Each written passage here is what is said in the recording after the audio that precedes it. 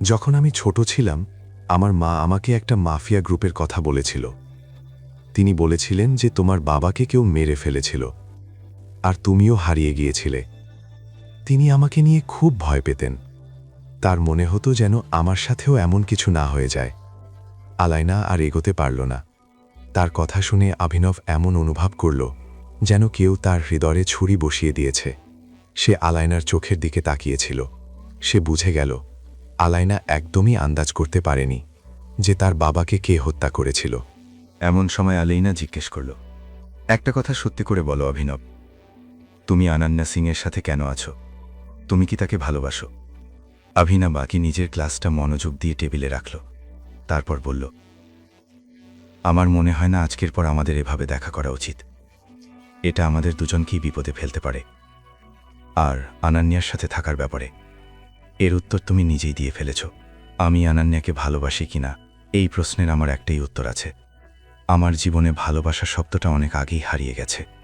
এখন আমার মন শুধু আমার লক্ষ্যেই আছে, যে আমার বাবাকে হত্যা করেছে আমি তার কাছে প্রতিশোধ নিতে চাই। আর আমার বাবা যে এম্পায়ার গড়ে তুলেছিলেন আমি সেটাকে আরও বড় আর শক্তিশালী করতে চাই। এইসবের মাঝে আমার কাছে কারো সাথে প্রেম করার ফুরসত নেই। আমি শুধু মন্টির ফিরে আসার অপেক্ষা করছি।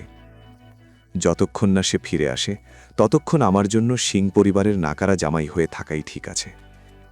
লোকেদের নজরে কচ্ছপ হয়ে দেখানোই এই বাঘের ভালো। আমি এই সময় কাউকেও বলতে পারি না আমি কে। অভিনবের কথা শুনে আলায়নার নজর তার চোখের মধ্যে গেঁথে গেল। কিছুক্ষণ দুজনেই একে অপরের সঙ্গে কিছু বলল না।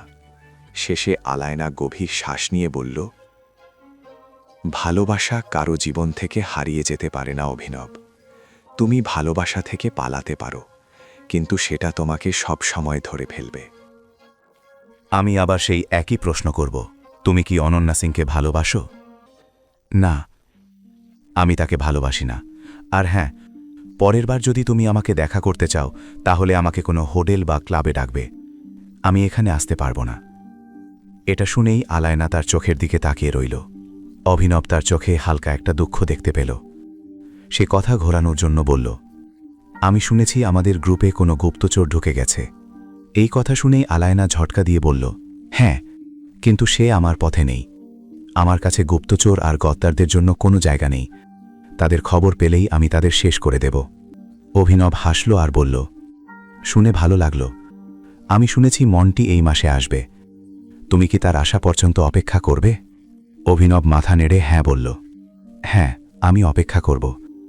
তাই আমার জন্য সিং পরিবারের জামাই হয়ে থাকা খুব জরুরি। এটা আমি নিজের জন্য করছি না, এটা আমি আমার লোকদের জন্য করছি। এটা আমার দায়িত্ব যে আমি তাদের রক্ষা করি। মন্টি আজই চলে এলেও আমার কোনো পার্থক্য পড়বে না। যতক্ষণ না সেই গুপ্তচর সামনে আসে ততক্ষণ আমি আমার পরিচয় পৃথিবীর সামনে আনব না। যেভাবে আমার বাবার মৃত্যু হয়েছিল আমি সেভাবে হতে চাই না। অভিনব এক নিঃশ্বাসে পুরো ওয়াইন শেষ করে সোফা থেকে উঠে ঘর থেকে বাইরে চলে গেল। আলায়না শুধু তাকে যেতে দেখতে থাকল। যখন অভিনব অনন্যার বাড়িতে পৌঁছাল তখন অনেক দেরি হয়ে গিয়েছিল।